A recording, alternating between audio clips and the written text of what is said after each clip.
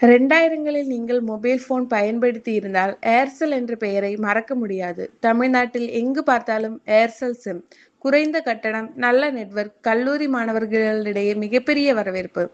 ஆனால் இன்று ஏர்செல் என்ற பெயர் கூட பலருக்கு நினைவாக மட்டுமே இருக்கிறது.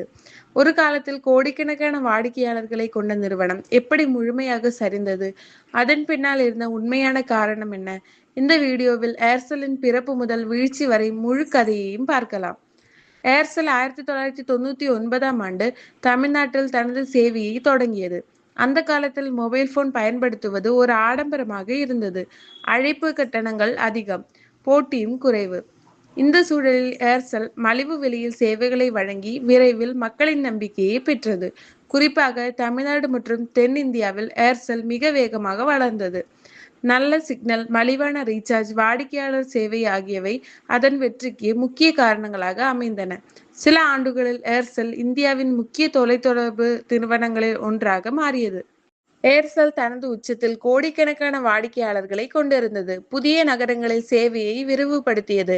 இளைஞர்களை கவரும் சலுகைகள், இலவச SMS, குறைந்த விலை டேட்டா பேக்குகள் போன்றவை ஏர்செல்லை மிகவும் பிரபலமாக மாற்றின. அந்த காலத்தில் ஏர்டெல், வோடபோன், BSNL, ஐடியா ஆகிய நிறுவனங்களுடன் ஏர்செல் கடுமையாக போட்டியிட்டது. எல்லாம் நன்றாக சென்று கொண்டிருந்தது போல தோன்றியது.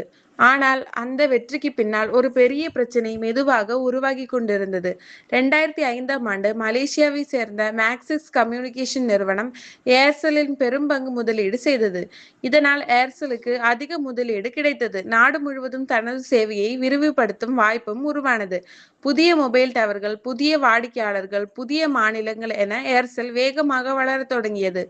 ஆனால் வேகமான வளர்ச்சிக்கு ஒரு பெரிய விலை இருந்தது: அதிகரித்த கடன். நாடு முழுவதும் நெட்வொர்க் அமைப்பதற்காக ஆயிரக்கணக்கான கோடி ரூபாய் கடன் வாங்கப்பட்டது. தொடர்ந்து புதிய ஸ்பெக்ட்ரம் வாங்குதல், டவர் அமைத்தல், பராமரிப்பு செலவுகள் ஆகியவை ஏர்செல்லின் நிதி நிலையை பாதிக்க ஆரம்பித்தன. வருமானம் அதிகரித்தாலும் செலவு அதைவிட வேகமாக உயர்ந்தது. 2010க்கு பிறகு இந்திய தொலைத்தொடர்பு துறையில் 3G மற்றும் பின்னர் 4G தொழில்நுட்பம் அறிமுகமானது. வாடிக்கையாளர்கள் இன்டர்நெட் வேகத்தை எதிர்பார்க்க தொடங்கினர். ஏர்டெல், வோடபோன், ஐடியா போன்ற நிறுவனங்கள் தங்கள் சேவையை மேம்படுத்தின. ஏர்செல்லுக்கும் இதே அளவுக்கு முதலீடு செய்ய வேண்டியிருந்தது. ஆனால் கடன் சுமை காரணமாக அது மிகவும் சிரமமாகியது. ரிலையன்ஸ் ஜியோவின் வருகை. 2016இல் ரிலையன்ஸ் ஜியோ அறிமுகமானது. இலவச வாய்ஸ் கால்ஸ், மாதக்கணக்கில் இலவச 4G டேட்டா, மிக குறைந்த விலையில் திட்டங்கள். இந்த ஒரே மாற்றம் இந்திய தொலைத்தொடர்பு துறையை முழுமையாக மாற்றியது. கோடிக்கணக்கான வாடிக்கையாளர்கள் ஏர்செல் உள்ளிட்ட பழைய நிறுவனங்களை விட்டு ஜியோவிற்கு மாறத் தொடங்கினர். ஏர்செல்லுக்கு இது மிகப்பெரிய அதிர்ச்சியாக அமைந்தது.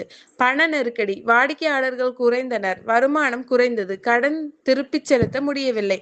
பல இடங்களிலும் நெட்வொர்க் தரமும் குறைந்தது. இதனால் மேலும் பலர் வேறு நிறுவனங்களுக்கு மாறினர்.